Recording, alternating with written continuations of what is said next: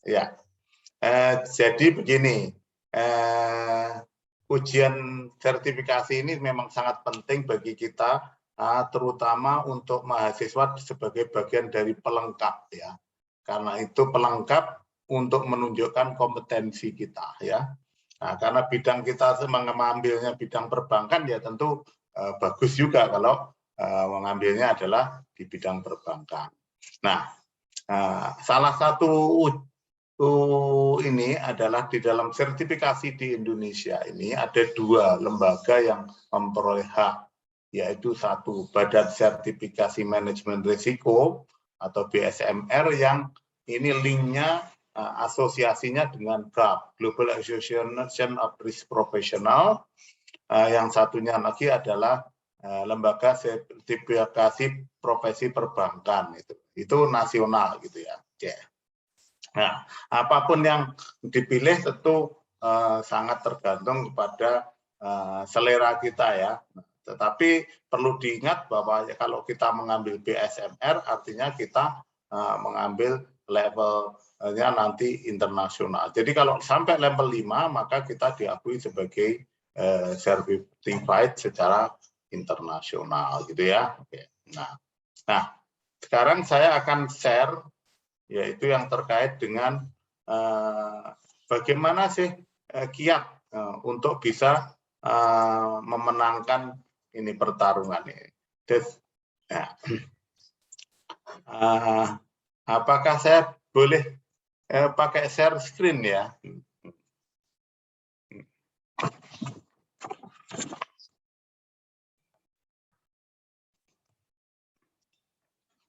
Sampun Prof, monggo Prof.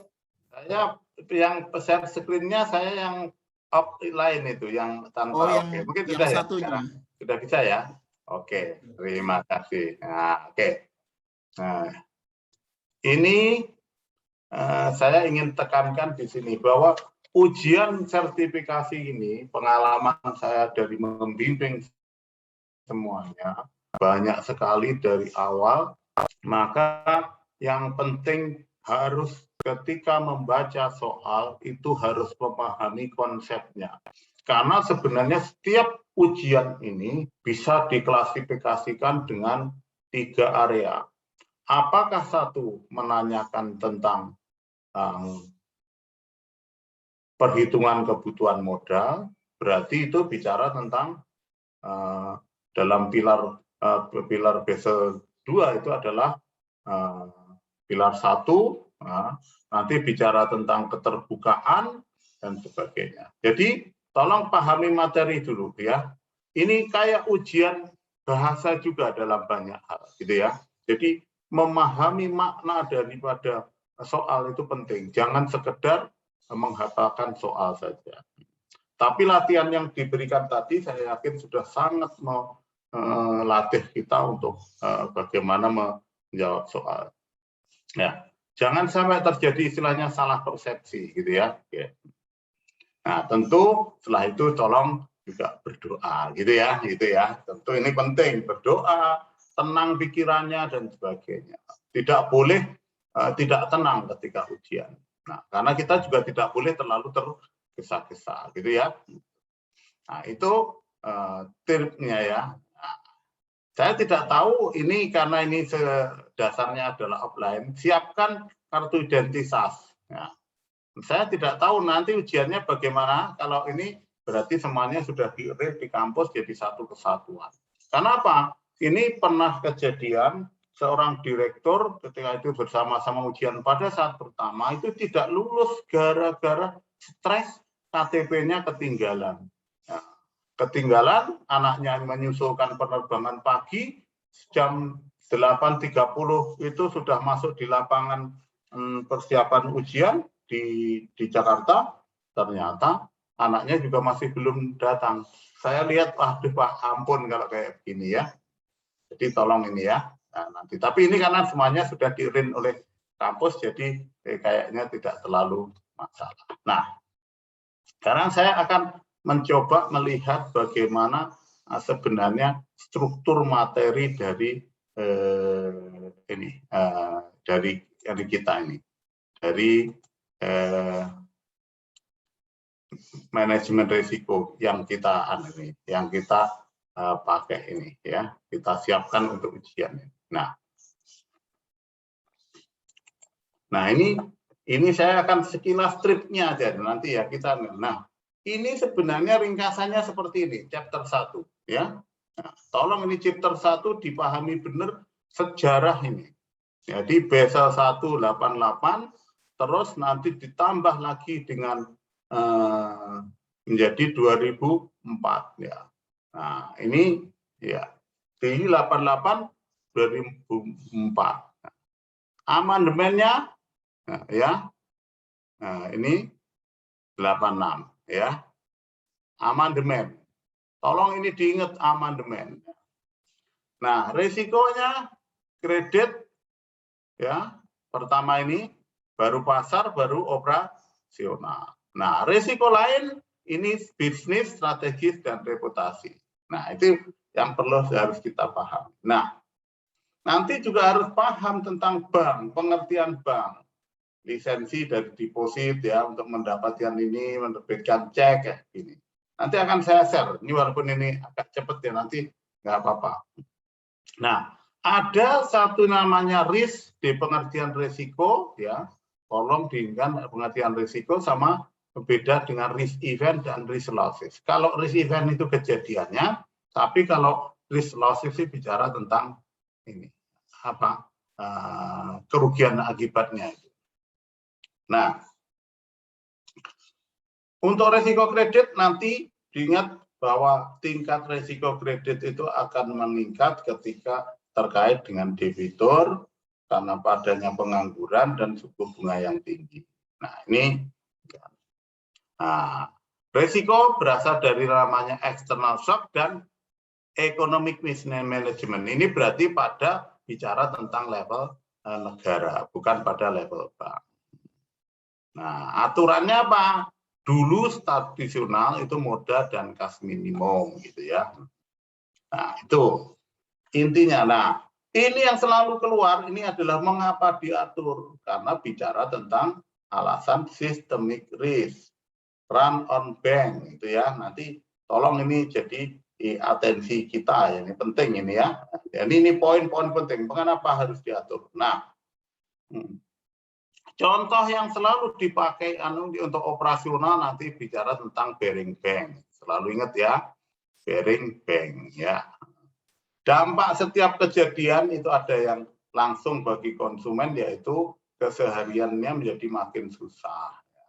Nah, ini contoh-contoh risiko operasional yang akan meningkat karena adanya otomatisasi, teknologi, outsourcing, terorisme, trader, dan sebagainya. Ini bicara tentang risiko operasional. Nah, terus risiko pasar, apa itu? Ingat, risiko pasar itu adalah kerugian karena perubahan harga di pasar, karena market price ya, itu baik off balance sheet maupun on balance sheet. Ingat. Nah, nanti berikutnya ini ya yang terkait dengan risiko kredit. Nah, ini metode mitigasi yang terlalu harus kita apakan, kredit model, kredit grading model ya. Loan, portofolio, kolateral, cash flow monitoring, recovery. Ini sebenarnya kalau belajar manajemen perkreditan pasti biasanya sudah paham. Ya. Nah, dampak kegagalan. Nah, ini risiko operasional dan pelayanan dampak. Kualitas rendah, terhentinya layanan ya, materi pelayanan, terhentinya layanan, menjadi kurang aman. Nah, itu konsumen ada kompensasi bagi bank ya, ini tuntutan hukum dan sebagainya. Sementara bagi ini operasional bank dari konsumen ya tentu hilangnya layanan ya, macam-macam ini terhadap krisis, pemegang saham kehilangan investasinya. Tapi kalau pegawai bank dampaknya. Jadi tolong nanti dampak kegagalan mengelola risiko itu bisa mengenai pemegang saham, pegawai, konsumen, dan nah, ini dampak ekonominya, overlending nanti pasti procyclicality itu sering ditanyakan, yaitu apa? Ketika memberikan kredit berlebihan atau bahkan sama sekali tidak memberikan kredit. Ya, ini adalah gambaran yang terkait dengan ini. Nah, nanti juga biasanya ada satu soal yang terkait dengan ini apa ini namanya arsitektur perbankan gitu ya. Nanti ada pilar 1 penguatan struktur, meningkatkan kualitas regulasi, pengawasan, meningkatkan. Nah, biasanya ditanyakan risk management ini kaitannya dengan kualitas operasional bank itu ya, pilar 4 ya. Kalau perlindungan konsumen itu pilar 6. Itu adalah materi terhadapnya. Jadi tolong nanti dipahaminya dengan oh ini pilar 4 yaitu bicara tentang manajemen bank, manajemen risiko dan sebagainya. Tapi kalau bicara tentang pilar 6 berarti perlindungan konsumen. Ya, itu adalah gambaran kita terkait dengan level 1 chapter 1 ya, chapter 1. Nah, pada chapter 2 apa yang paling penting menjadi perhatian ini adalah bicara tentang mengapa bank itu spesial. Tolong ini diingat, mengapa bank itu spesial. Nah, nanti karena bank itu memiliki leverage yang tinggi, tidak semua sudah tahu ini. Tapi nanti yang ditanyakan namanya financial stability. Nah, kalau ditanyakan tentang financial stability, berarti kita bicara tentang kemampuan satu negara atau perekonomian di dalam menyelenggarakan namanya fungsi intermediasi yang efisien. Nah, nanti ada kalau monetary stability itu nanti tanya itu tentang harga, gitu ya, tripnya gitu. Nah, ya, silahkan. Nah, ini ingat sebenarnya tujuan Komite Basel itu adalah internasional.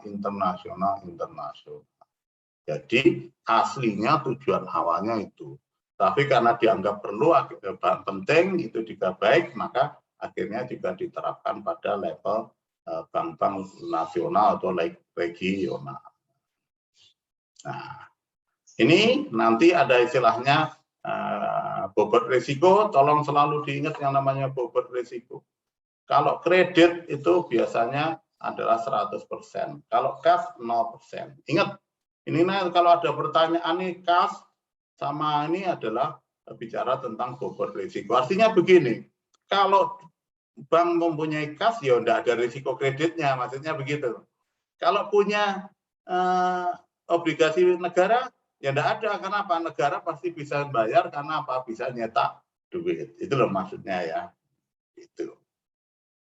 Itu yang kaitannya dengan derivatif. Nanti tolong derivatif dipahami adalah ini yang dipertukarkan itu hanya selisih. Poinnya hanya selisih ya. Nah, hanya selisih. Bukan totalnya. Jadi kalau bertransaksi $1 juta, $10 juta, nanti kalau selisihnya ternyata hanya 1.000 ya, $1.000 ya, itu saja yang dipertukarkan, gitu ya. Nah, ingat di dalam ini nanti juga ada pertanyaan terkait dengan modal TIR 3 ya, TIR 1, TIR 2, TIR 3. Nah, kalau ada pertanyaan TIR 3 berarti itu hanya untuk risiko pasar, gitu ya. Itu adalah contoh dari bagaimana bank menerapkan yang namanya manajemen modal ya. Ini namanya sudah masuk ke area manajemen modal ya. Ini amandemennya tahun 96. Yang paling penting dipaham adalah amandemennya ya. Nah, kelemahan-kelemahan Basel itu pada Basel 1 kenapa dirubah, ini pasti kaitannya dengan bicara bobot risiko yang tanpa peringkat itu menyakemakan semua bank seolah-olah sama ya. Makanya akhirnya dianggap sebagai kelemahan. Jadi kalau bank memberikan kredit perusahaan A, B, C sama, gitu. Tapi ternyata kan tahu bahwa berdasarkan peringkat atau rating, nah itu tidak selalu sama, gitu ya. Oke, itu di chapter 2. Kalau chapter 3, ini poinnya adalah, saya akan stop share dulu ya. Untuk chapter 3,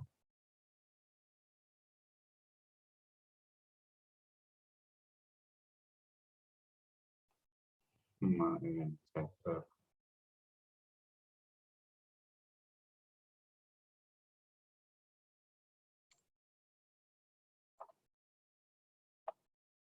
ini supervisory nggak kelihatan.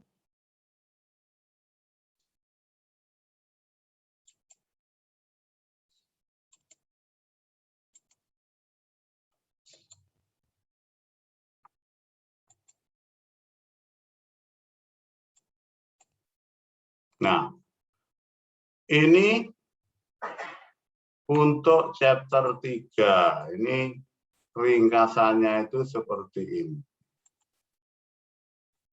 Ya, ini kita bicara tentang perkembangan dari, ini ingat, di sini kita bisa lihat ada Basel 1, Basel 2 ya. Ada Basel 1, Basel 2. Ini kayaknya nutup ya.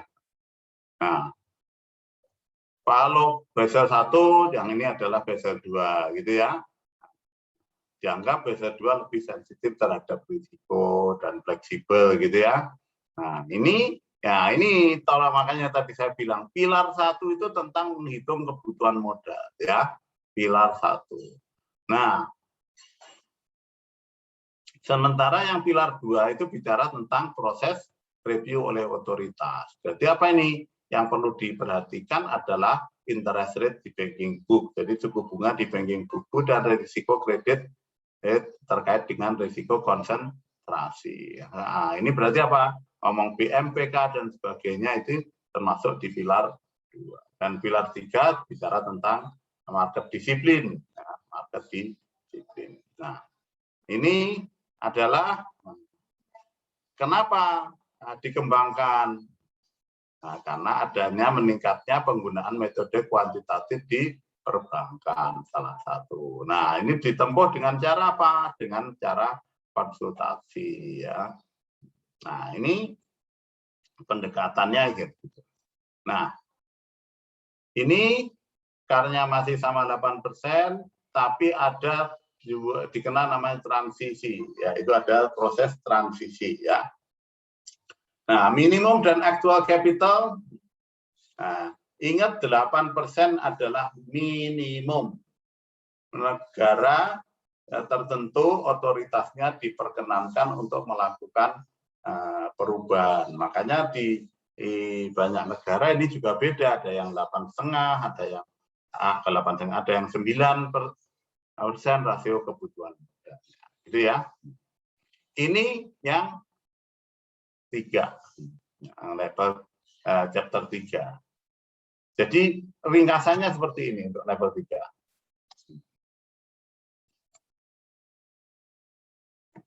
Ya. Oke, saya akan lanjutkan ke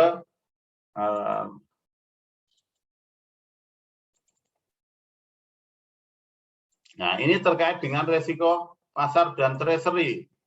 Apa yang poin yang penting yang perlu menjadi perhatian adalah ingat ada 2 kelompok, yaitu namanya resiko yang sifatnya spesifik dan ada yang general. Ya, ini yang paling penting ini nih. Kalau spesifik apa? Itu hanya berlaku pada perusahaan itu sendiri. Contohnya obligasi, di peringkatnya obligasi katakanlah Sampurna menurun, maka yang terpengaruh hanya Sampurna saja, tetapi tidak yang lain. Tapi kalau semuanya katakanlah tiba-tiba suku bunga naik atau turun, maka semua akan terpengaruh. Gitu ya. Nah, ini ingat ini kasusnya suku bunga, perubahan suku bunga Orange County gitu ya. Kalau ekuitas Morgan Stanley. Falas kasusnya Telkom Indonesia. Kalau komoditas ini adalah kasusnya Sumitomo gitu ya. Nah, ini penentu harga pasar itu macam-macam, supply demand, likuiditas, ofisial dan macam-macam ini ya. Ada yang sifatnya ini jangka panjang dan juga jangka pendek. Ini ringkasannya ya, ini kuncinya seperti itu ya. Nah, pengelolaan ini baik ini terjadi pada banking book maupun trading book, ada close matching ya.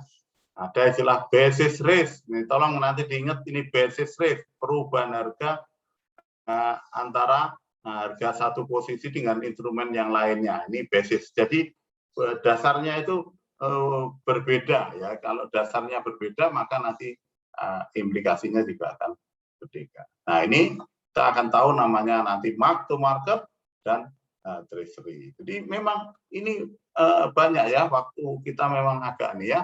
Nah, ini nanti yang kaitannya dengan ini, tolong selalu diingat kalau ada rate itu pasti suku bunga ya. Kalau foreign exchange itu pasti kaitannya dengan terus. Tapi bond dan sebagainya ini nanti juga kaitannya dengan bunga ya. Tolong. Nah, nanti ada dalam pertanyaan itu apa ini? Sebenarnya menduga saja, kita pokoknya hati-hati membacanya, diulang-ulang, nanti kita akan tahu jawabannya. Nah, kalau swap beda dengan future, beda dengan forward gitu ya. Kalau swap itu lebih banyak sebagai gabungan antara antara spot dan forward. Itu namanya swap. Nah, option itu paling enak ini gini. Option itu kan ada opsi jual dan opsi beli. Nah, kalau hak untuk membeli namanya call option.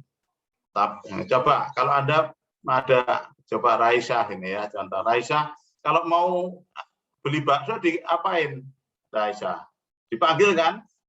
Bakso gitu. Iya kan? Nah, panggil itu bahasa Inggrisnya apa, Raisa? Call ya, makanya memanggil itu membeli, hak untuk membeli. Coba kalau kita mau jual HP, ditaruh ke kantor, ceklek, ditaruh di apa kan? Bahasa Inggrisnya? Put. Ya, makanya apa? Itu hak untuk menjual. Itu aja cara menghafalkannya ya, cara menghafalkannya. Kadang-kadang memang agak susah nih. Ini sedikit keluarnya ya, yang untuk resiko apa ini, resiko pasar itu ya. Nah,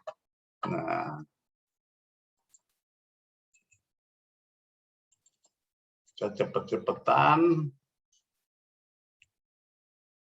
Ya, ini terkait dengan resiko kredit. Saya akan keluar dan share lagi.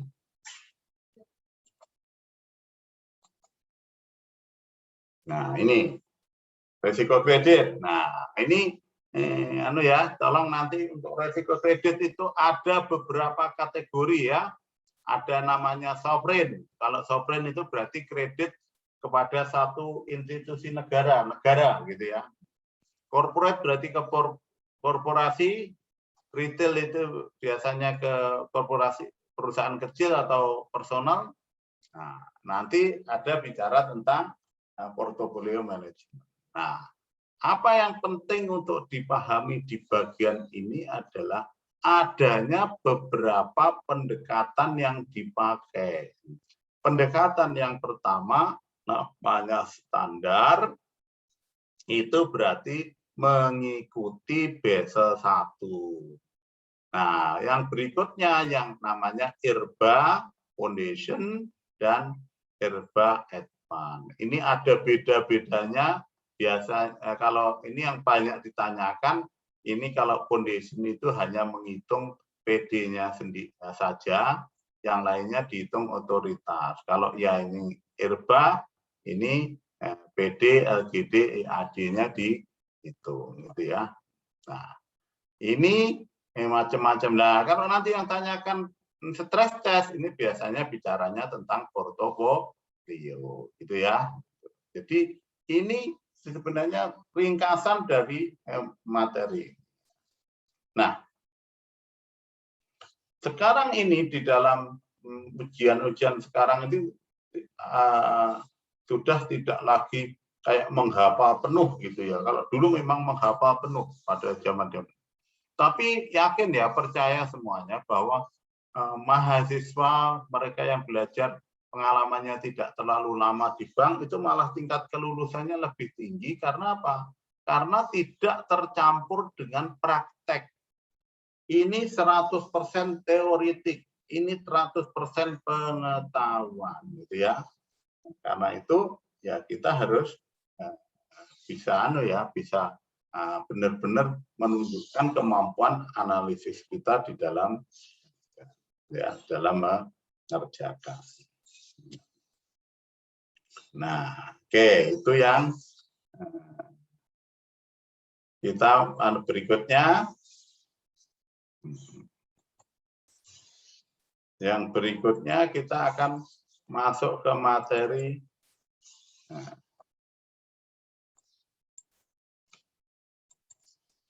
Nah, ini bicara tentang operational risk. Ya, bicara tentang risiko operasional, ini sebenarnya bidang yang sangat menarik ya. Risiko operasional itu sangat menarik. Nah, yaitu apa? Bicaranya adalah risiko kerugian yang bersumber orang, sistem, dan dari kejadian eksternal. Tolong ini dihafalkan ya. Ini harus dihafalkan ya, pengertiannya. Nah, dalam berbagai kan, maka yang ditanyakan juga yang harus dipahami adalah tentang 4 kategori ya, pengelompokan dari berbasis frekuensi dan dampak ini. Nanti ada yang low frekuensi, low impact, ini tidak usah dipikir. Nah, ini sudah dibiarkan saja. Tapi low frekuensi, high impact, ini yang harus dimitigasi. Dan ini adalah biasanya dikelola dengan cara apa? Mengalihkan kepada pihak lain, kepada asuransi. Sementara kalau high frequency low impact ini dikelola dalam rangka meningkatkan efisiensi. Sementara kalau high frequency high impact, maka itu kita keluar dari bisnis, gitu ya. Kita keluar dari bisnis. Nah, ini ada expected. Nah, ini expected loss, ingat ini adalah kerugian yang sudah diperkirakan. Karena itu ini sering disebut sebagai biaya pelaksanaannya bisnis. Contohnya apa? Contohnya adalah ketika bank itu katakanlah memiliki kredit macet rata-rata 1% gitu ya.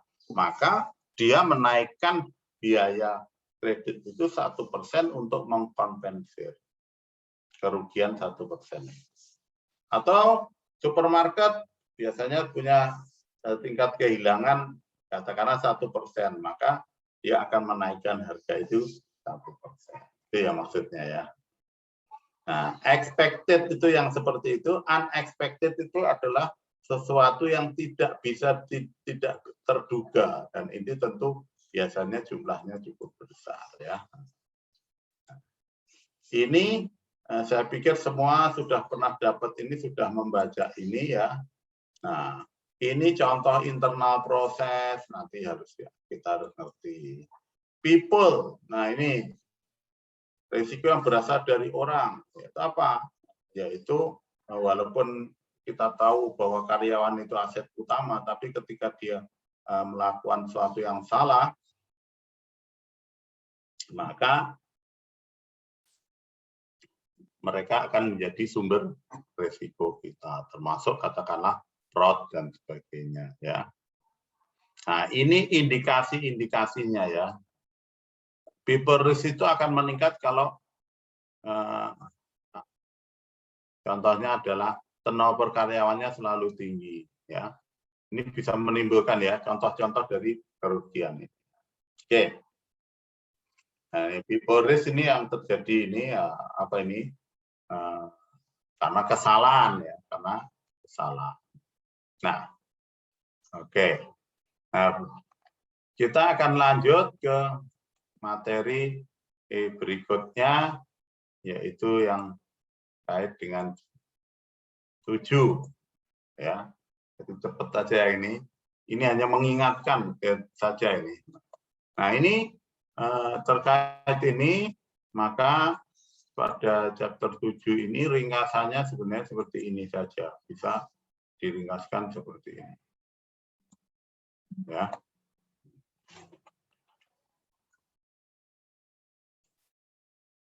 Nah, ini bicara tentang pilar 2, ya. Bicara tentang pilar 2. Apa ini? Tujuannya adalah memastikan ketaatan untuk pilar 1. Jadi otoritas melakukan istilahnya memberikan ini kepada para bank, ya, untuk taat pada ketentuan pilar 1. Caranya apa? Dengan melakukan pemeriksaan, ya. Nah, ini yang penting jadi bagian ini adalah bahwa ada, coba kita lihat di sini, ya, memiliki proses penilaian modal yang sesuai dengan risiko yang meliputi ini ketentuan. Otoritas mengkaji menilai, ya, strategi. Bank beroperasi di atas ketentuan minimum. Nah, yang keempat ini prinsipnya, 4 prinsipnya adalah melakukan yang namanya intervensi dini. Artinya otoritas harus melakukan intervensi dini secara lebih di awal supaya masalahnya tidak terlalu berat. Nah, yang perlu menjadi perhatian adalah bahwa ketaatan pada penilaian modal ini bukan berarti otoritas sebagai pengganti manajemen. Semuanya tetap tanggung jawab di resi, ya, dan otoritas memang berkewajiban memonitor, gitu, ya. Nah, ini yang berikutnya yang penting adalah keterbukaan informasi. Ingat apa yang dibukakan? Informasi material, ya. Itu yang jadi bab 7, ya. Nah, terakhir, jam 8, jam 9 nanti masih ada, ya. Oke. Nah, ini agak banyak, tapi ini teori sehingga kita semua insya Allah sudah tahu lah ini, ya. Sudah tahu tentang ini, ya. Yaitu yang terkait dengan tata kelola. Ingat prinsip tarif, transparansi, accountability, responsibility, independensi, dan fairness itu harus menjadi ini yang utama, ya. Kita bisa melihat ini poinnya seperti ini. Nah, ini dasarnya aturannya, gitu, ya. Nah, ini harus hafal ini, ya. Harus hafal. Karena ini nanti kadang-kadang soalnya juga dari sini saja. Nah, konsep GCG, check and balance, itu poin pentingnya check and balance, ya. Nah, ini banyak, ya, materinya tentang GCG ini. Nanti di dalamnya ada yang terkait dengan komite, ya. Ingat kalau bicara tentang komite ini pemantau risiko, komite audit, komite renumerasi itu ada di bawah komisaris. Tapi kalau komite risk management, nah, ini ya, ini ada di bawah direksi, ya. Ya, komite pemantau risiko, ya, komite pemantau risiko ada di ini sifatnya khusus ya, ya ini penerapan untuk membantu komisaris ini komite. Jadi untuk pengangkatan pejabat itu ada nominasi dan renumerasi. Ya. Oke, itu ya.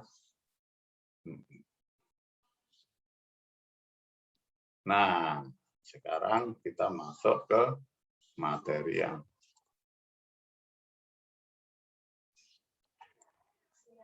ini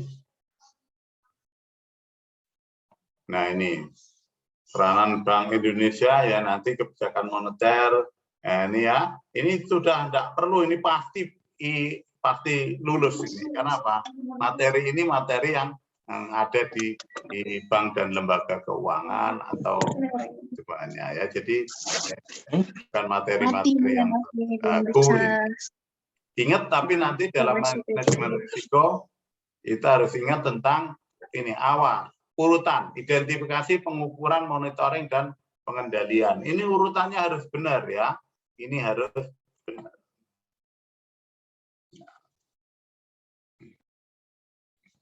Nah, ini ya. Jadi sebenarnya, nah ini 8 risiko ya. Nah, ini ya, yang ini ya. Untuk bank yang kompleks ini 8 risiko. Tapi kalau semua bank ini saja 4 saja sudah cukup. Yang wajib ya. Ya. Ini jadi bank itu semua bank ini 4, tapi kalau yang lainnya sampai 8. Bank yang kompleks, bank yang besar gitu ya. Walaupun prakteknya semuanya wajib diterapkan kalau di Indonesia karena semuanya dianggap berisiko tinggi. Nah, ini termasuk internal control, ini sebagai unit independen dan policing role. Nah, ini nanti eksplorasi ya pemahaman tentang unit independen. Oke, tapi semuanya kan sudah dipelajari, jadi saya hanya mengingatkan poin-poin pentingnya saja. Nanti kalau ini sebenarnya juga ada ringkasan materi dari keseluruhan ya. Nah, itu juga ada materi level 1 itu sebenarnya kalau ringkas itu menjadi sekitar 80 slide gitu. Nah, oke, sekarang saya mau coba kita latihan ya. Tolong dibuka kameranya, nanti akan saya tunjuk ini ya. Saya akan tunjuk kira-kira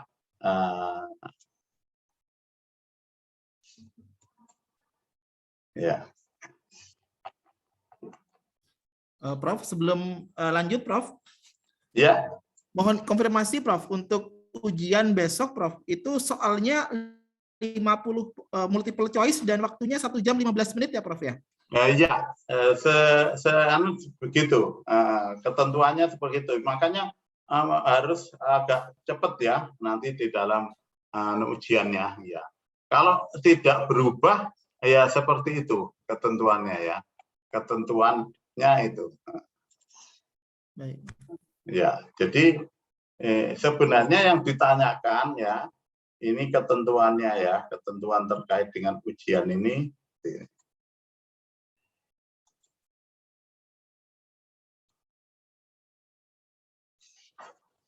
Ini tidak ada syarat masa kerja ya. Jadi tidak ada syaratnya. Ini betul-betul 100% pengetahuan ya, pengetahuan. Jadi prakteknya tidak ada ya. Nanti jadi santai saja. Pokoknya yang ini. Walaupun kita semua tahu ya ini ringkasan-ringkasan materinya. Tapi kalau sudah mau ujian sekarang fokusnya adalah pada bagaimana memahami soal dan sebagainya. Mungkin ada pertanyaan? Kalau tidak ada, kita mau latihan sedikit saja ya. Kita ini, jadi kita akan ada waktu cukup banyak, nanti kita bisa latihan, kita bisa bahas beberapa hal yang penting. Nah, ini kayaknya ada pertanyaan. Oke, saya akan share ini latihan ya, latihan saja gitu. Tapi tolong yang sudah dibagikan ya ke anak-anak ya Mas, yang kemarin saya kirimkan itu. Sudah Prof, sudah kita bagikan Prof. Ya, kalau bisa dipakai untuk latihan, itu adalah versi yang relatif baru. Semoga masih banyak yang keluar ini karena itu pakai soal-soal ujian beberapa waktu yang lalu ya. Oke.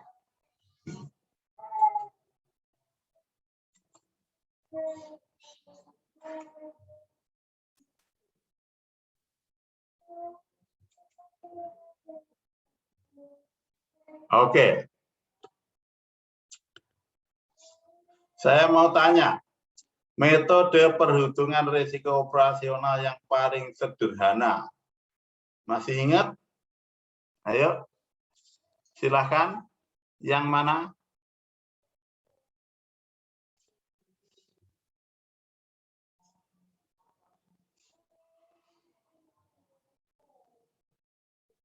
Oke. Ingat, di dalam risiko operasional kredit itu ada namanya standar. Ya, ini pilar 1 ya. Berarti kita harus hafalkan pilar 1. Pilar 1 bicara tentang 1. Untuk risiko kredit menggunakan standar dan advanced internal model. Internal modelnya ada foundation dan advance 3. Kalau risiko pasar ada standar dan IMA gitu ya. Sementara kalau operasional itu ada 3. Satu, pertama basic indicator, yang kedua standardized approach, terus berikutnya adalah advance. Coba Raisa, kira-kira apa Raisa jawabannya? Kira-kira aja, enggak apa-apa, enggak harus benar.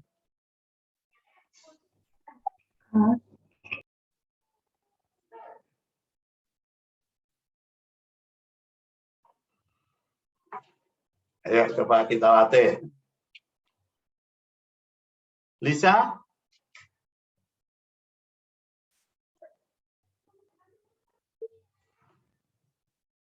Ya? Yang B, Pak. B?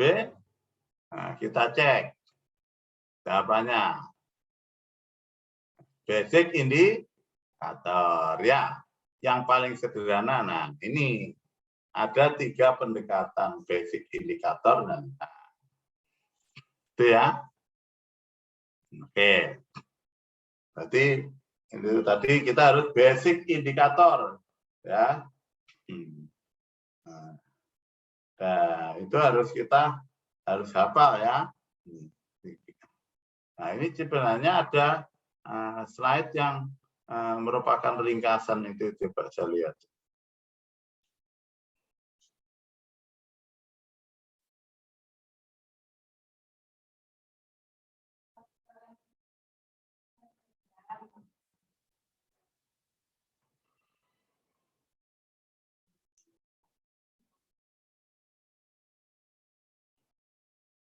Oke, saya carikan ya. Mungkin saja ada ini.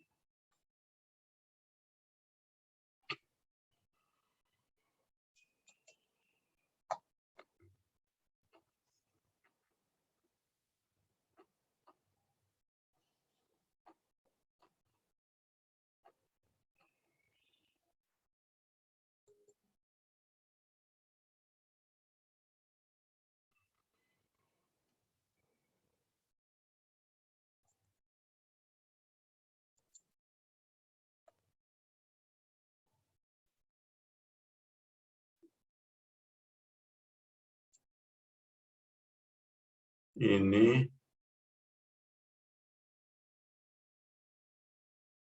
Apakah belum kelihatan ya? Oke, harus dimulai dari awal ya. Ini yang harus kita hafal ya. Kerangka ini ya.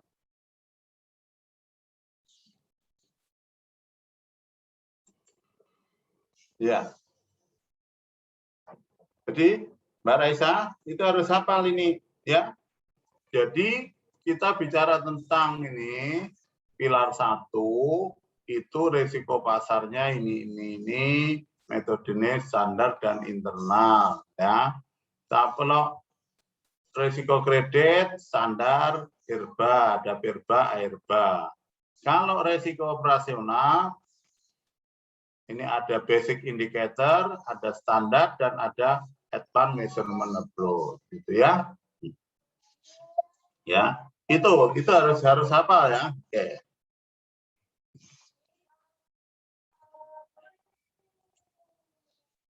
Ya, kita lanjutkan.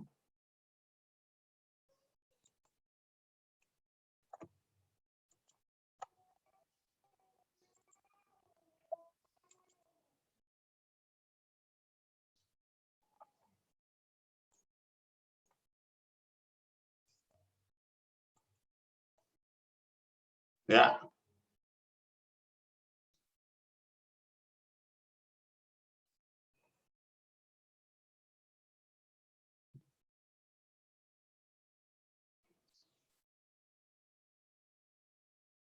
Ayo, Lisa, apa Lisa?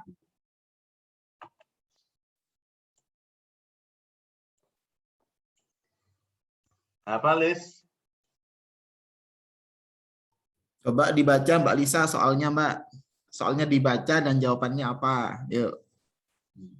Anggaplah Anda ujian Mbak Lisa. Yuk. Di-on-kan dulu anunya. Ayo yang lainnya semuanya di-on-kan kameranya. Ini kita latihan ya, mumpung ada Prof. Mongit. Jadi besok teman-teman ujiannya akan seperti ini. Dan insya Allah yang Prof. Mongit sampaikan ini akan keluar insya Allah gitu loh. Jadi kalau teman-teman ini insya Allah benar, nah jadi sudah dapat poin inilah persiapan besok itu ujian. Gitu. Salah nggak masalah. Ayo Mbak Lisa, di-on-kan kamera. Jawab aja Pak, santai aja, lepas aja. Ayo, silakan.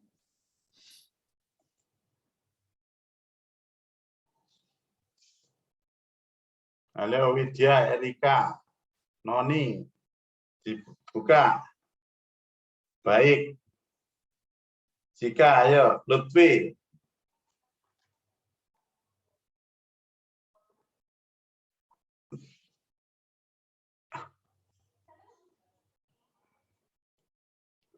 Ayo, Sa.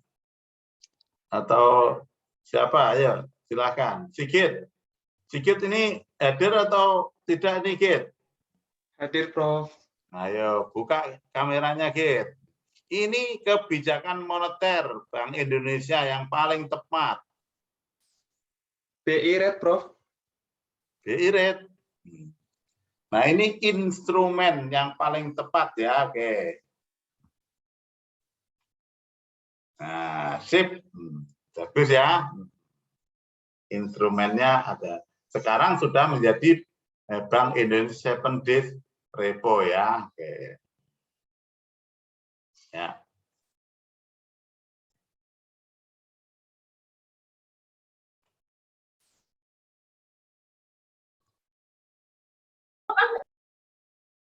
Ayo, ini tadi sudah saya tanyakan tadi di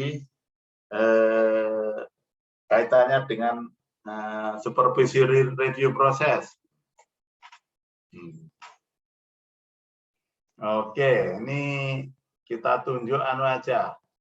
Noni, ayo Noni. Buka kameranya dan jawab. Ayo, salah nggak apa-apa.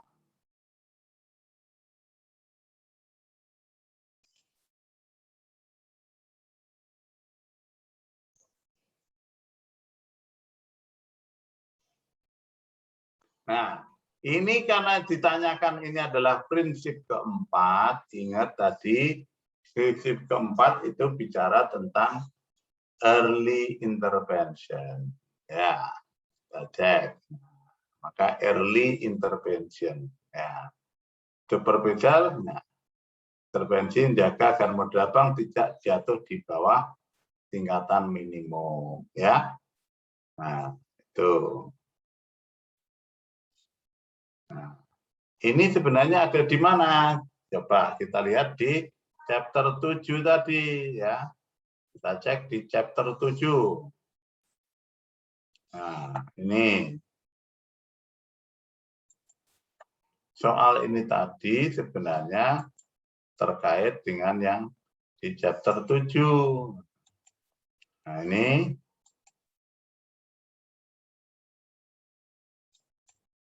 Kelihatan kan? Ini keempat. Prinsip 1 ya, memiliki proses penilaian modal sesuai dengan resikonya. Mengkaji. Jadi setelah ini memiliki, dikaji oleh universitas, oleh otoritas ya, oleh otoritas, dan ada kewajiban harus di atas. Yang keempatnya adalah intervensi dini sebelum masalahnya berkembang. Itu ya. Jadi pemahamannya dan caranya seperti itu. Ya.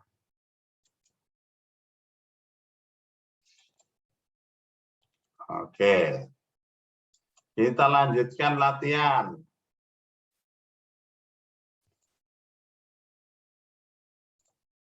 Kita ke bawah aja.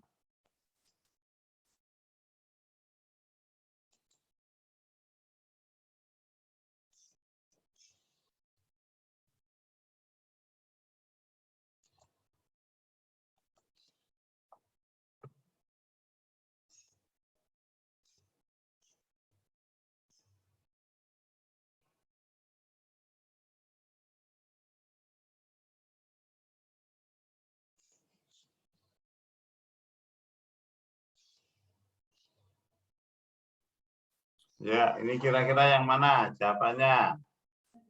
Basel 1 dan Basel 2 perbedaannya tadi. Ini sering keluar ini Prof Mongit kalau saya lihat di soal-soal Prof. Oh iya ya, sering keluar ya. Sering keluar. Teman-teman mungkin kalau besok baca-baca ini Basel 1, Basel 2, Basel 3 tuh pasti keluar tuh biasanya. Iya, itu Jadi, perbandingan itu ya harus perbandingan sering keluar. Iya.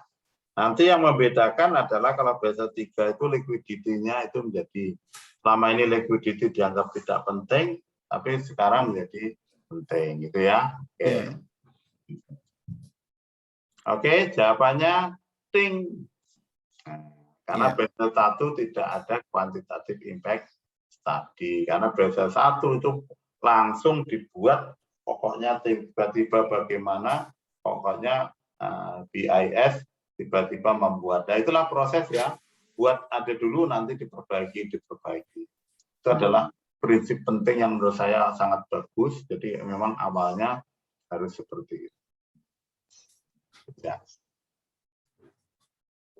Ya. Ini adalah salah satu bentuk simplifikasi dari penjelasan. Ini sebenarnya ada di chapter 3 ya, perbandingan. Ini menunjukkan chapter ya. Di PPT chapternya ya.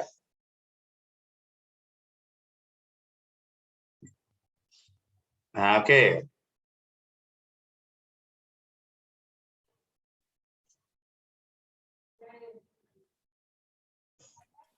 Ayo teman-teman, silakan direspon. Mbak Lisa ini, yuk Mbak Lisa apa Mbak Lisa? Mbak Lisa ada gangguan belum bisa ini bersuara atau gimana? Halo. Mbak? Ini juga baik. Baik ada sama kita enggak ini? Halo, baik. Ya, Prof. Yuk. Ayo dibuka kameranya dan dijawab. Baik. Ayo, baik. C, Prof. Ya. Oke, ting. Nah, kan bener aja dibuka baik. Baik. Teman-teman ini Prof, mungkin Prof banyak halangan syar'i, Prof. Oh gitu ya. Oh iya, iya. mungkin karena hari Jumat persiapan Jumatan atau Iya. Oke, betul juga ya. Nah, itu ya informasi publik gitu ya. Oke. Nah, oke.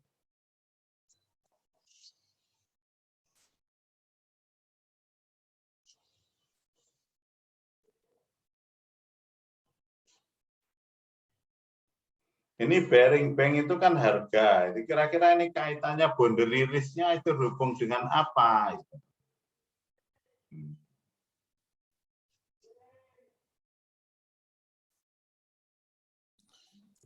Ya.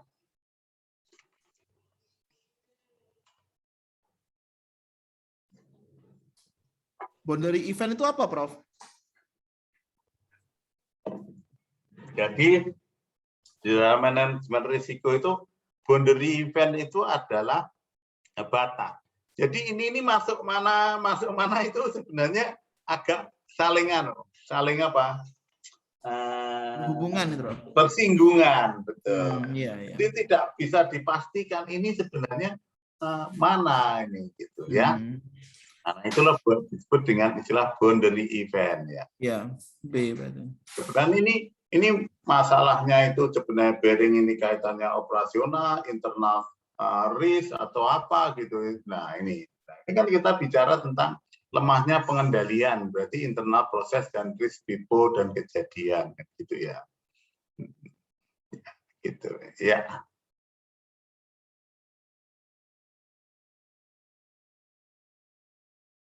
Nah ini bahasa Inggris, kalau ini harus bisa ini. Nadila, ayo Nadila. Nadila. Ya, Prof. Ayo, ini sudah harus ngerti. Ini ujian bahasa Inggris ini kayak gini.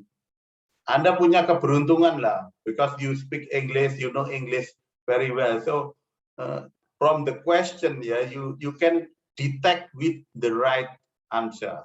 Jadi dari bahasanya itu Anda akan bisa mendeteksi ya nanti. Ini jawabannya mana gitu. Oke, ini kan sebenarnya terjemahan saja.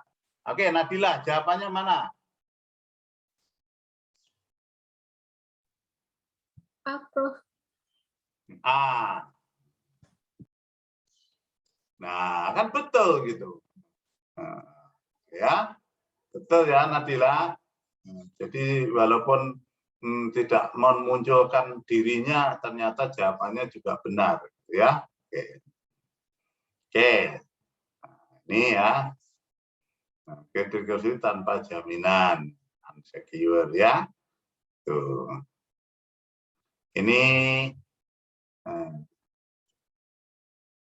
umum ini di makro ya, ini saya pikir semuanya tinggal mengapakah 2 hari kerja terhitung setelah transaksi. Ingat 2 hari kerja bukan kalender ya, terjemahan untuk transaksi spot.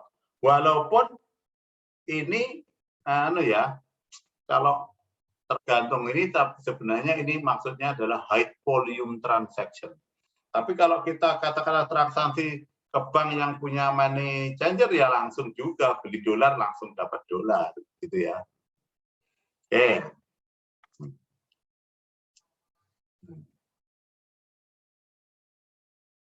Nih, ingat ya, 2 hari kerja. Tapi ini harus diikuti ya.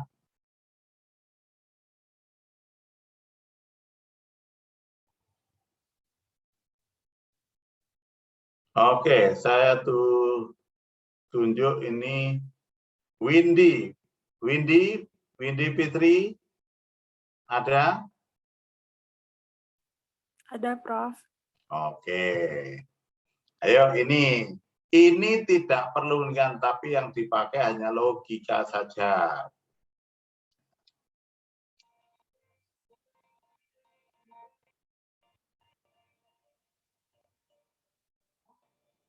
Ya, Win, mana Win jawabannya? Yang A, Prof.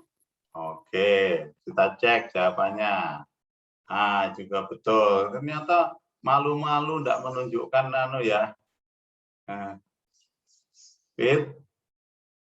Betul. Betul ya, Bit? Windy? Iya, Prof. Nah, oke. Bisa gitu loh, Mas. Oke, sekarang kita lanjut ke yang lebih atas. Andea ada? Iya, Prof. Ya, oke. Sekarang pilih yang mana? Jawabannya modal minimum.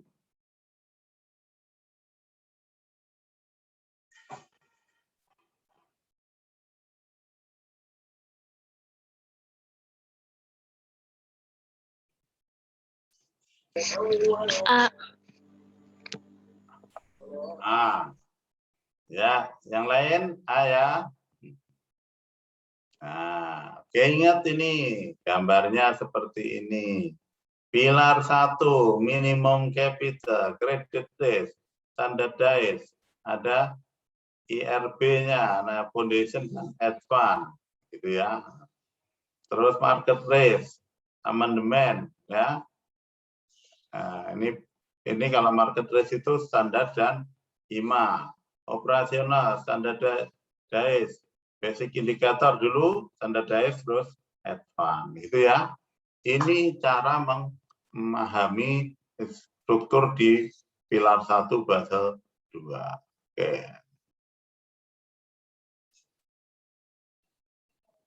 Nah, ini untuk retail. Ingat, nanti retail ada korporasi. Nah, kalau retail, coba saya tanya Irina. Irina Sandra? Ya, Prof. Ya. Mana kira-kira?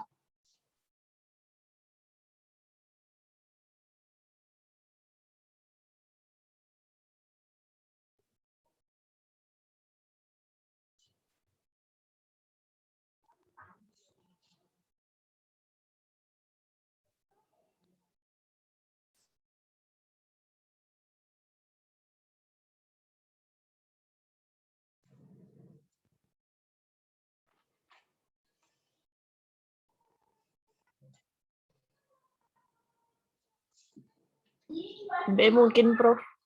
Ya? B mungkin, Prof. B? Oke, terus diingat tadi kredit retail ada yang tadi namanya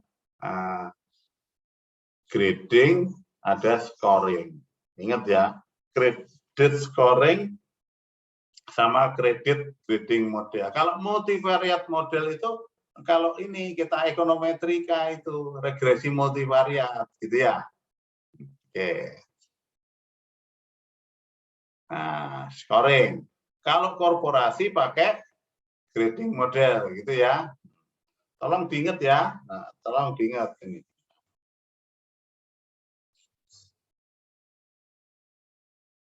Nah, ini pada perseorangan ya. Kredit scoring ya. Kalau kredit grading atau rating itu maka masuknya nanti kepada yang namanya rekening atau pinjaman korporasi gitu ya. Nah, ini option. Ya. Ada American option, ada European option.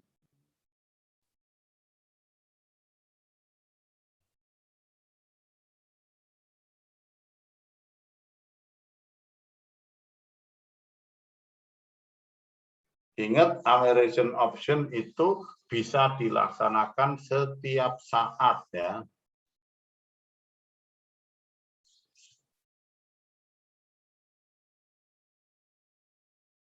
Ya, tolong nanti dicek juga namanya nih. Ya, ini ya.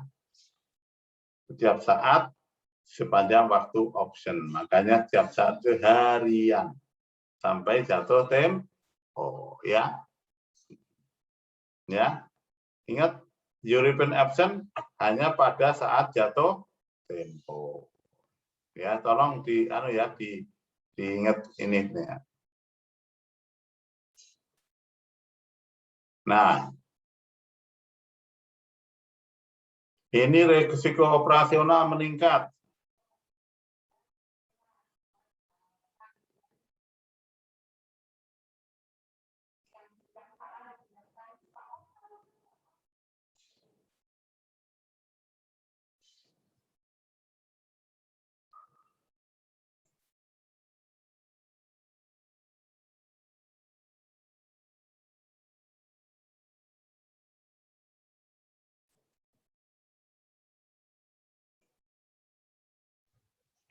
Bencana alam, Prof. Ayo, kecuali apa ya? Kling. Nah, sip ya. Nah, ini kan ada ini. Otomatisasi ya, terorisme, litigasi gitu ya. Bagaimana operasional meningkat. Tadi juga sudah saya presentasikan ya tadi penyebabnya. Oke, bagus ya. Lanjut. Nah, ini ingat-ingat sejarahnya.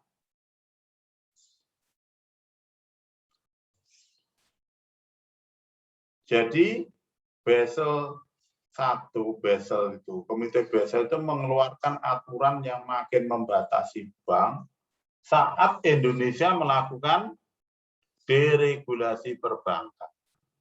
Gitu ya. Tolong diingat saat melakukan deregulasi perbankan. Tahun berapa berarti? Raisa, ingat? Atau oke.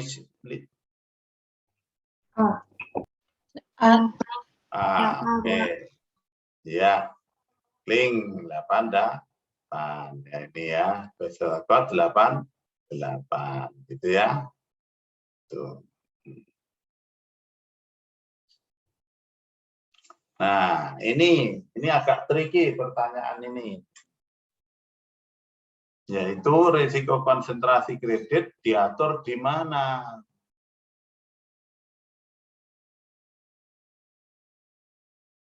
Ya, silakan yang bisa jawab atau ketemu mencarinya.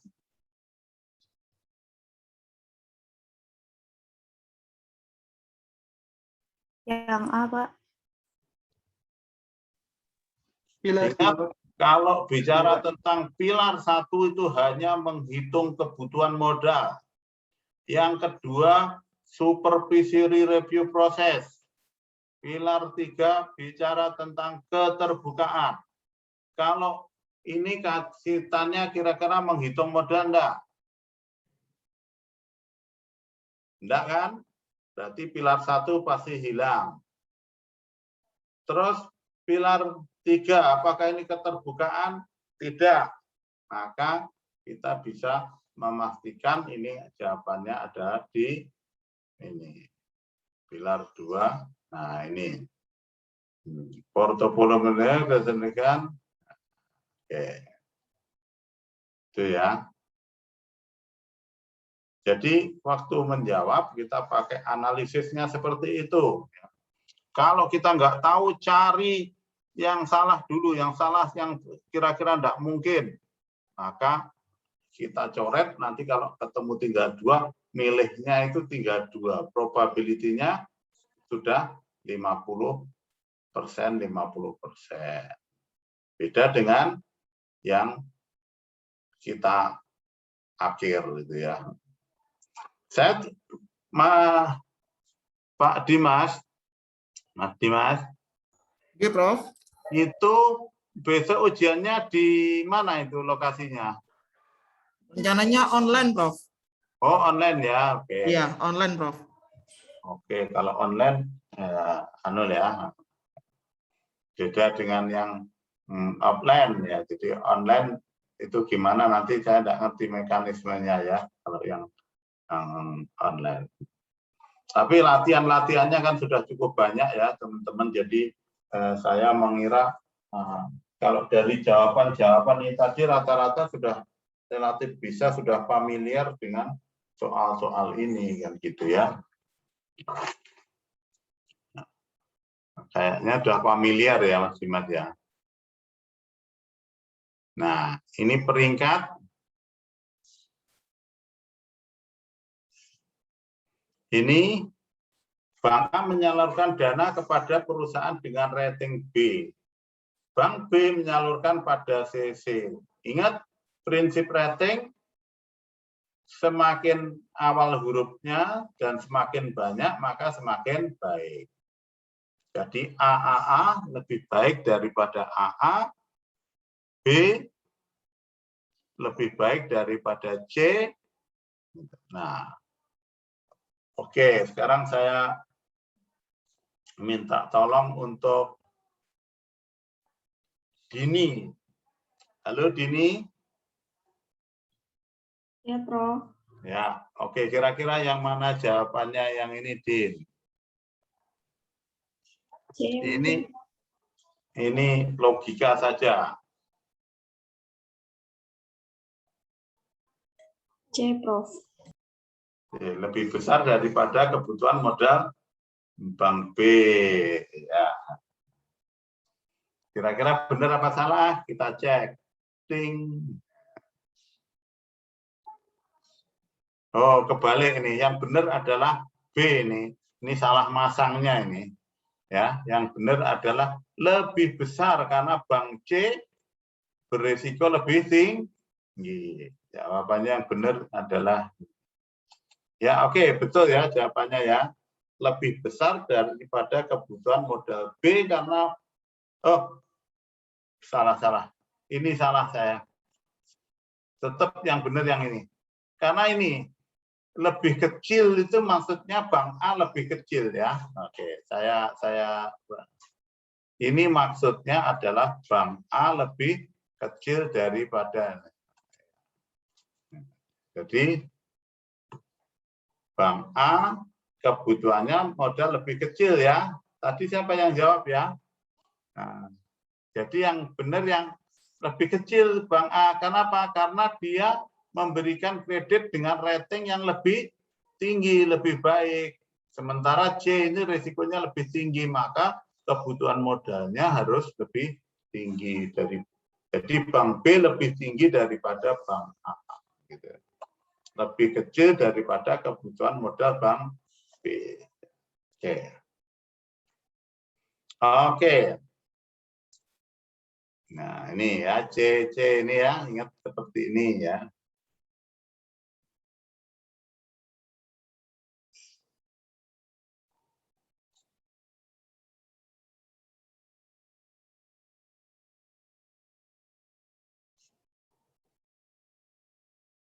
Ya.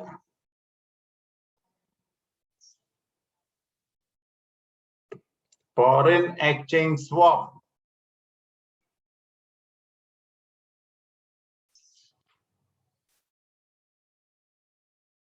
Kembali ke Nadila. Halo Nadila. Ya, Prof. Ya, ini mana kira-kira yang mending swap ya? Ini pelajaran swap kan juga termasuk di manajemen keuangan sehingga saya harap bisa menjawab soal ini ya.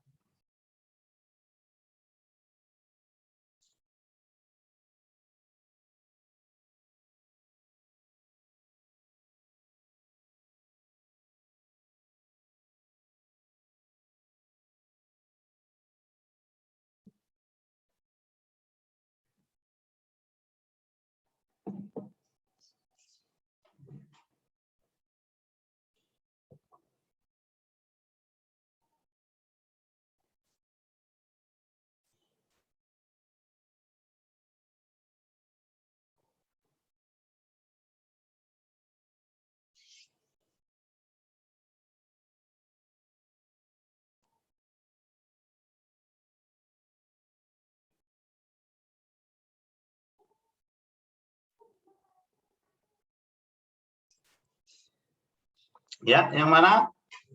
Ingat tadi adalah kaitannya kalau swap itu bicara tentang spot dan future. Ingat kalau future itu terkait dengan juga ada suku forward ya, maksudnya itu ada kaitannya dengan suku bunga. Sehingga yang benar adalah suku bunganya benar, falasnya juga benar.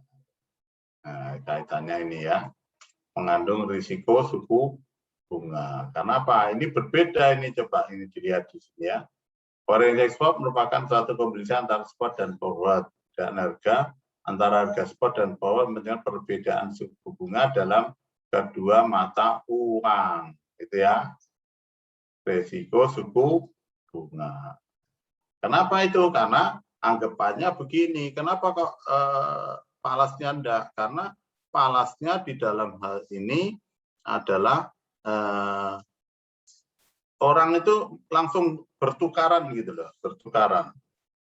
Jadi harganya ke depan itu sangat dihitung dari harga perbedaan suku bunga. Karena katakanlah kalau kita punya $1.000, 15 juta. Nah, ini dari jumlah ini suku bunga dolar berapa, suku bunga rupiah berapa, nanti dikelopkan sehingga ketemu harga. Maka yang mempengaruhi adalah suku bunga. Oke. Nah, ini adalah oke, yang berikutnya. Nah, ini banking book market risk, terutama di mana ini? Ingat ini poinnya selalu bicara kalau market risk kenanya suku bunga. Nah, banking book market risk itu suku bunga. Ini risiko suku bunga di banking book. Itu ya. Ini dilakukan oleh teman-teman dari Treasury. Nah, ini contoh-contoh latihan tadi. Sementara yang baru yang perlu jadi perhatian teman-teman itu yaitu yang baru saya sampaikan itu ya. Oke. Yang saya sampaikan baru itu relatif baru, jadi tolong nanti dipelajarinya lebih intensif ya untuk soal yang baru itu tadi, yang ini ya.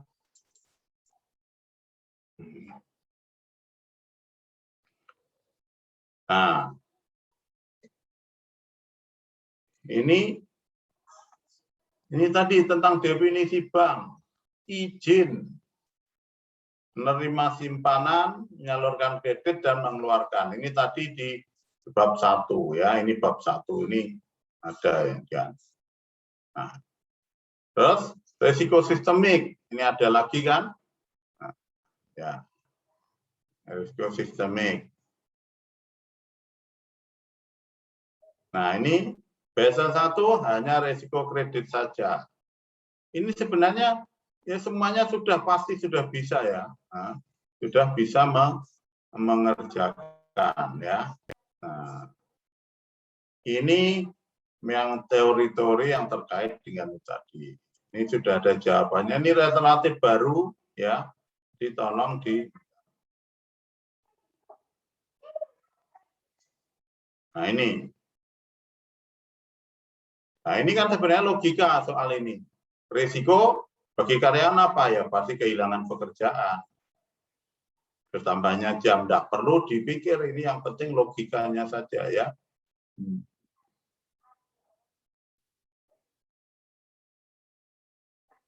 Nah, sistemik, pasar, likuiditas, probabilitas, kecuali politik, karena ini kita tidak bicara tentang sesuatu yang.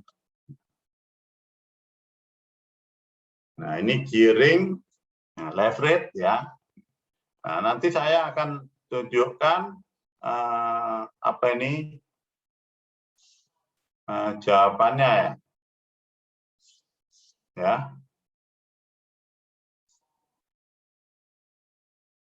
Kecuali, nah ini ada dua pengertian yang ini perlu saya jelaskan, adalah namanya saham preferen, kumulatif, dan non-kumulatif. Ada yang bisa menjelaskan ya? Dini ngerti, Din? Kumulatif, non-kumulatif preferred stock. Belum, Prof. Belum ya? Gini maksudnya ya, ini saham preferen itu adalah saham yang selalu mendapatkan istimewa di dalam laba. Bahkan ini seperti seolah-olah sebenarnya seperti obligasi. Nah, ada dua kategori. Yang pertama yaitu yang kumulatif dan non-kumulatif. Maksudnya begini, saham preferen itu kalau untung dia harus dibayar. Nah, kalau enggak untung bisa jadi hutang. Nah, maksudnya kumulatif itu adalah begini. Kalau hari ini enggak untung, tahun ini enggak untung, maka bagian laba yang harusnya dibayar sekarang tidak akan menjadi hutang di tahun berikutnya. Jadi, kalau kumulatif, jika bagian laba yang itu tahun ini tidak didapatkan, maka tahun depan akan menjadi keuntungan bagi berikutnya. Jadi tahun depan dia akan dapat dua.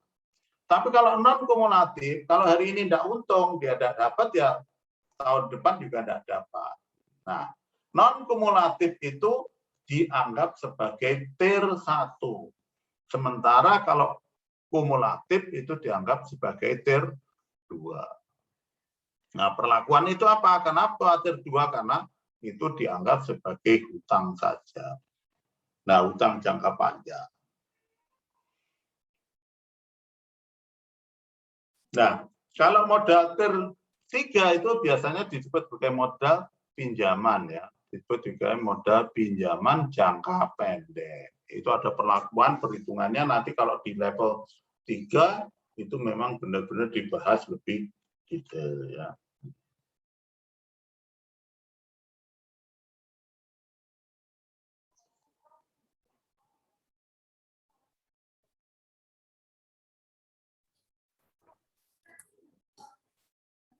Prof, waktunya tinggal 10 menit, Prof. Ya, tinggal 10 menit. Kan kalau ada yang tanya, ini saya share ya, Mas ya. Ya, ini, boleh, Prof. Ini ada boleh, jawabannya, Prof. Yang kemarin itu enggak ada jawabannya. Ya, enggak ada pilihan. Baik, Prof.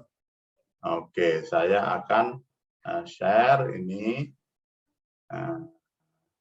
sehingga nanti apa ini bisa ya bisa dipakai untuk latihan gitu ya, untuk latihan. Coba saya share-nya dulu. Silakan kalau ada yang bertanya tuh Mas, tolong Mas di Mas anak-anak ya, mungkin. Baik. Baik Prof Mongit. Jadi teman sekalian, alhamdulillah dalam waktu sejam setengah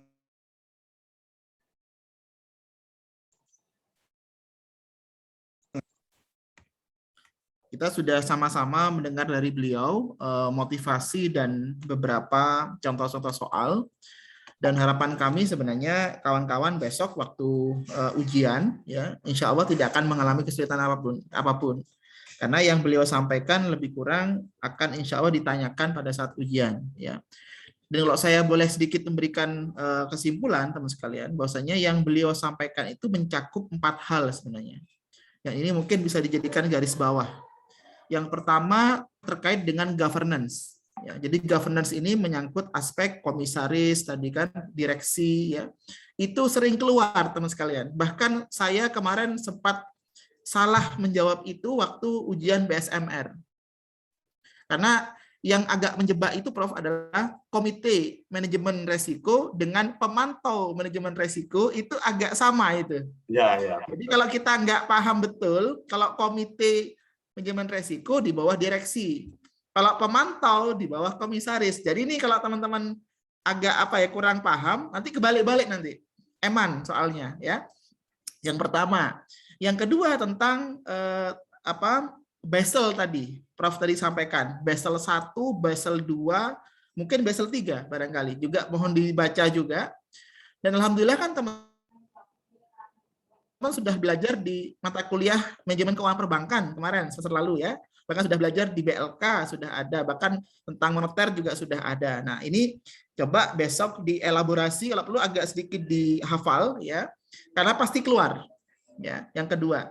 Yang ketiga terkait dengan tipe-tipe resiko teman sekalian tadi. Ada resiko kredit, operasional, likuiditas, itu pasti keluar besok. Tinggal nanti contoh-contohnya apa saja nanti contoh-contohnya. Nah, tadi teman-teman sudah latihan itu.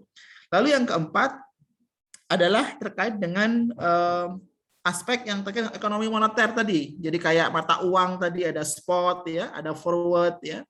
Nah, itu dan Bank Indonesia tadi ya, itu pasti keluar juga. Nah, jadi keempat ini tadi yang lebih kurang tadi Prof. Mongit sampaikan. Nah, dan alhamdulillah Prof. Mongit teman-teman sudah dibekali oleh soal-soal oleh Prof. Mongit sendiri tadi, diberikan sudah trik dan triks ya, bahkan juga sudah diberikan jawaban-jawabannya. Nah, saya yakin ini insya Allah Prof, nanti kita infokan ke Prof tanggal 18 Desember ujian, pengumumannya lebih kurang seminggu 2 minggu biasanya. Yeah. Dari itu nanti hasilnya kami juga akan share ke Prof sebagai bentuk silaturahmi adik-adik kami, dan juga saya percaya teman-teman ini semua akan lulus Prof. Insya Allah ya. Karena secara persiapan sudah 1 bulan lebih, bahkan sudah diberikan coaching langsung oleh Prof, lalu juga materi juga sudah lengkap, tinggal masalah niat dan semangat ini sekarang ya. Jadi semangat dan niat untuk mau tidak untuk lebih fokus insya Allah. Dan nanti sertifikatnya akan dari pemerintah teman sekalian, nanti sertifikatnya dari BNSSP. Sudah saya kasih contohnya dulu sertifikatnya, ini ada logo Garudanya di situ. Dan itu insya Allah kalau teman-teman besok lulus, kemudian daftar di perbankan, daftar di BI, OJK, akan sangat diperhatikan, akan sangat berat itu nilai tambahnya. Karena nggak banyak, mungkin Prof nanti bisa sharing sedikit, nggak banyak teman-teman kita, mahasiswa utamanya loh, yang punya sertifikasi itu. Jadi teman-teman ini sebenarnya sudah agak sedikit move forward ini saya lihat ini. Nah, jadi kesempatan ini coba kita maksimalkan, diniatkan untuk belajar ya. Nanti seandainya dia lulus, semoga menjadi nilai tambah teman-teman semua. Baik Prof, mungkin sebelum kita cukupkan Prof Mongit menjelang Jumatan juga, kami mohon nasihat Prof, motivasi dari Prof terakhir untuk kami semua, termasuk saya Prof, terkait dengan agenda kita pada hari ini Prof. Silakan Prof. Oke, terima kasih. Ini hanya sharing pengalaman dan juga mungkin ya sedikit lah bagaimana cara supaya lulus. Jadi tentu belajar dan memahami materi itu penting, tapi yang juga sangat penting adalah ketika ujian nanti ketenangan itu sangat penting ya. Ketenangan di dalam menjawab soal. Jangan tergesa-gesa, pahami soal mungkin boleh kalau open online nanti dibuat coret-coretan kecil itu kan bisa itu ya untuk memastikan ini ya.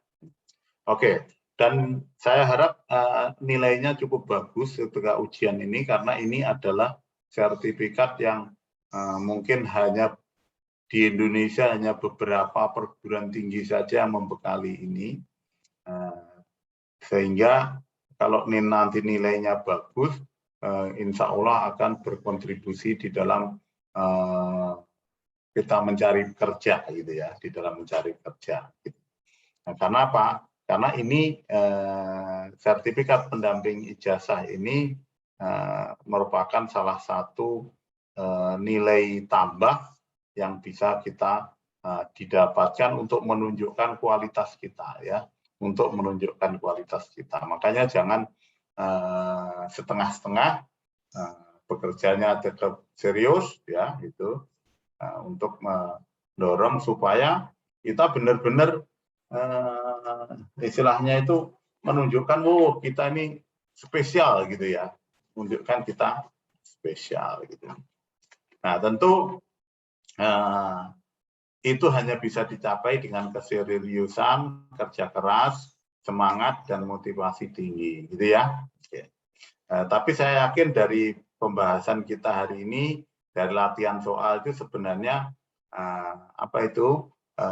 pemahamannya sudah sangat bagus, artinya jawabnya mayoritas sudah benar, ya, sehingga tidak boleh ada semacam keraguan atau ketakutan ketika mau melakukan ujian ini, gitu ya.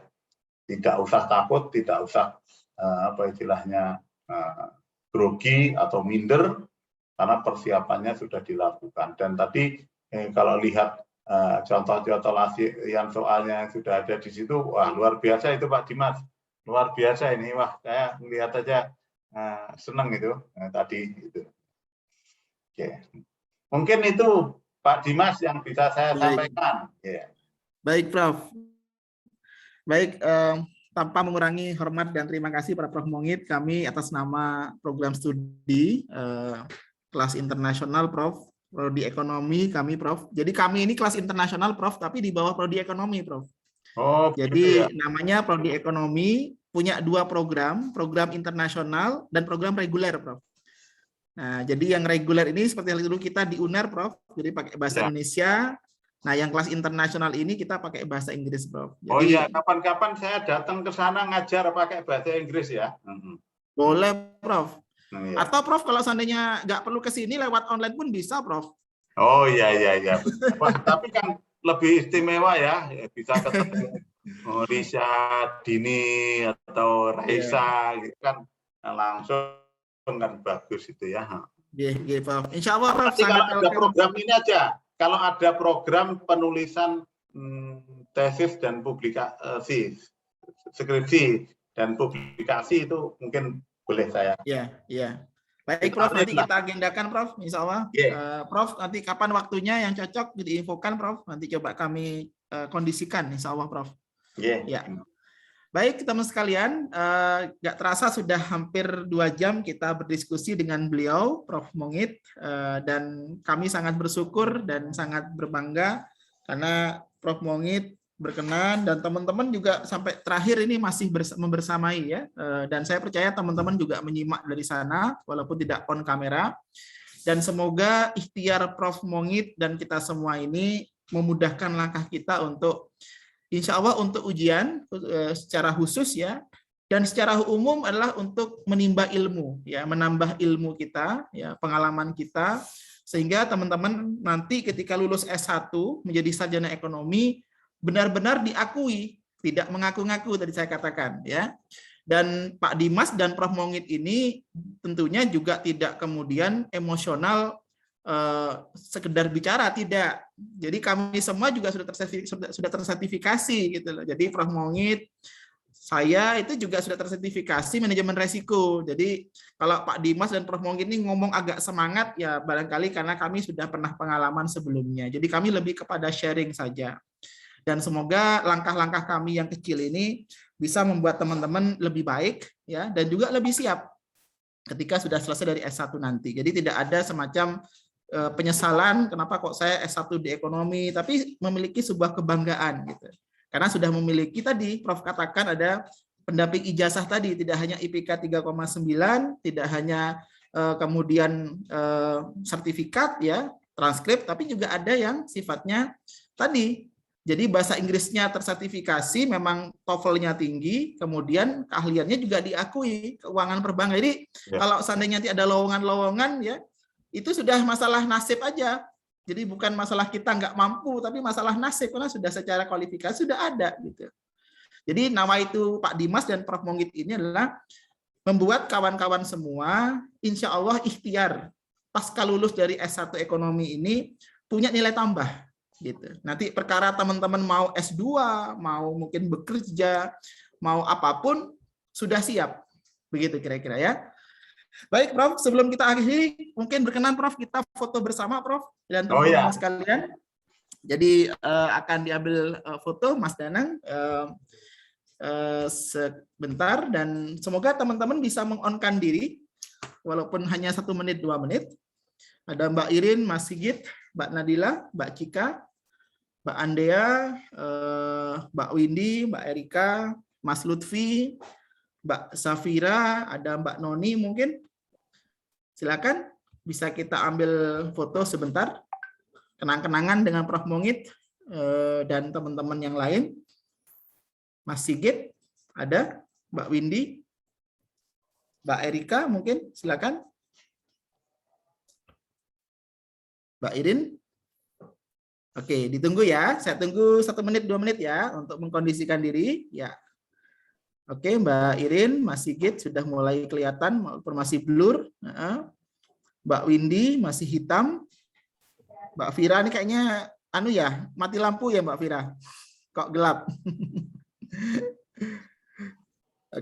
Oke ya. Mas Lutfi mungkin, Mbak Noni, Mbak Irin, kalau bisa sebentar barangkali. Ada 2 lagi yang belum? Mas Lutfi dengan Mbak Noni mungkin? Sebentar. Ya. Mas Lutfi bisa sebentar Mas Lutfi? Atau kami duluan? Mbak Noni mungkin?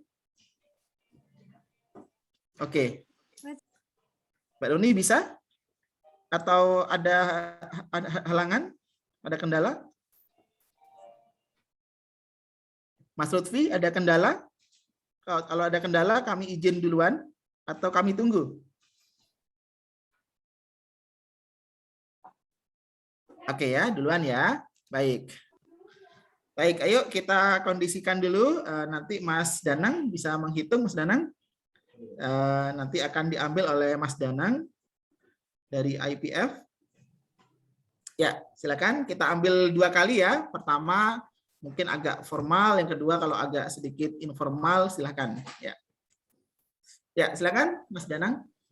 Ya, ambil di 1, Ya. 2, 3.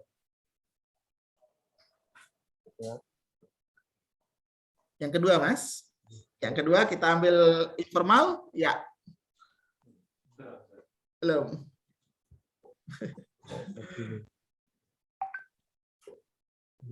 Ya, yang kedua. Yang kedua 1, 2, 3. Oke. Baik. Sip. Baik, terima kasih Prof. Mongit dan teman-teman sekalian. Mari kita cukupkan forum kita dengan lafaz hamdalah bersama-sama. Alhamdulillahirrahmanirrahim. Prof. Mongit sehat selalu, Prof. Ya, terima kasih Mas. Kita bisa berjumpa kembali baik secara fisik dan secara virtual. Dan teman-teman juga semoga sehat, lancar, dan sukses untuk ujian sertifikasi bulan depan. Insya Allah. Ya. Baik, kami akhiri. Wassalamualaikum warahmatullahi wabarakatuh. Terima kasih, Prof. Waalaikumsalam. Terima kasih, Prof. Warahmatullahi wabarakatuh. Terima kasih. Terima kasih, Prof.